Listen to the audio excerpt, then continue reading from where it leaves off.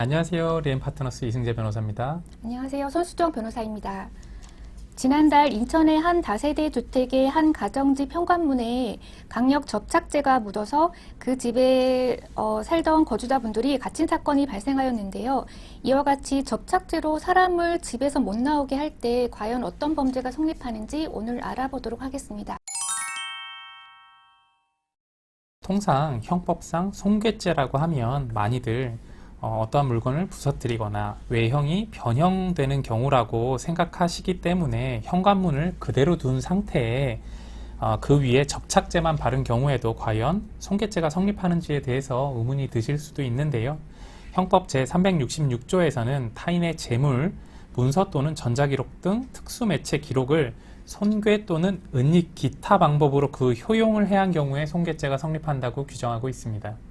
그 형법 366조의 손괴행위란 직접 유형력을 행사해서 물체의 상태 변화를 가져와서 효용을 해야 하는 경우고, 은닉행위란 그 소재를 불명하게 해서 효용을 해야 하는 경우, 그리고 기타 방법이란 손괴나 은닉 이외에 그 물건을 본래의 용법에 따라 사용할 수 없게 함으로써 효용을 해야 하는 경우를 말하는데요.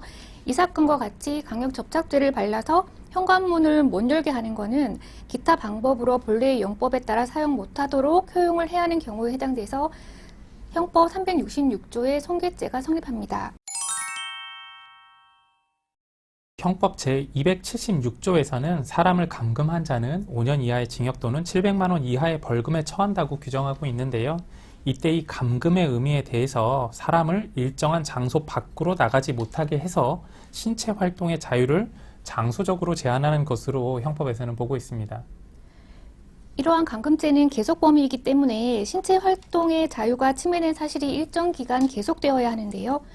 이 사건 주택 안에서 한밤중에 그 거주자들이 집안에서 자고 있었기 때문에 현관문에 접착제가 붙어 있었는지 몰랐다고 하더라도, 즉 피해자가 이제 감금되었다는 것을 인식하지 못했다고 하더라도 감금죄는 계속범으로서 성립하게 됩니다.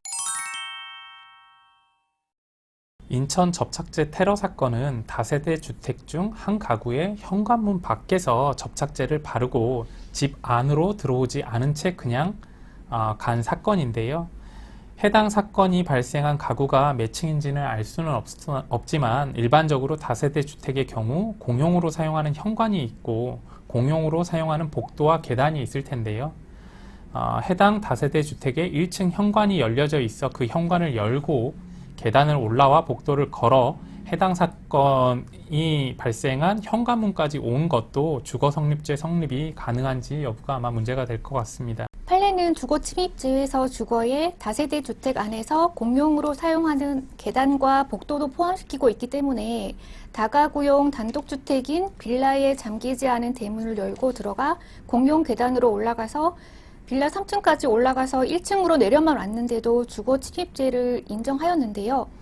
또 설사 해당 다세대 주택의 주거자들이 공용 현관이나 공용 복도, 공용 계단은 제3자가 들어와도 된다고 평소에 묵시적으로 허용했다고 하더라도 이 사건과 같이 접착제를 바르기 위해 들어오는 등 범죄 목적으로 들어왔다면 이때는 묵시적인 허락이 인정이 되지 않는 경우로 봐서 판례가 주거 침입죄의 성립을 인정하고 있습니다. 오늘은 가정집 문에 접착제를 발라서 못 나오게 한 때 어떠한 범죄가 성립되는지에 대해서 알아봤습니다. 궁금한 점 추가로 있으시면 저희 법인으로 연락주세요. 네, 영상이 도움이 되셨다면 좋아요와 구독도 부탁드리겠습니다. 감사합니다. 고맙습니다.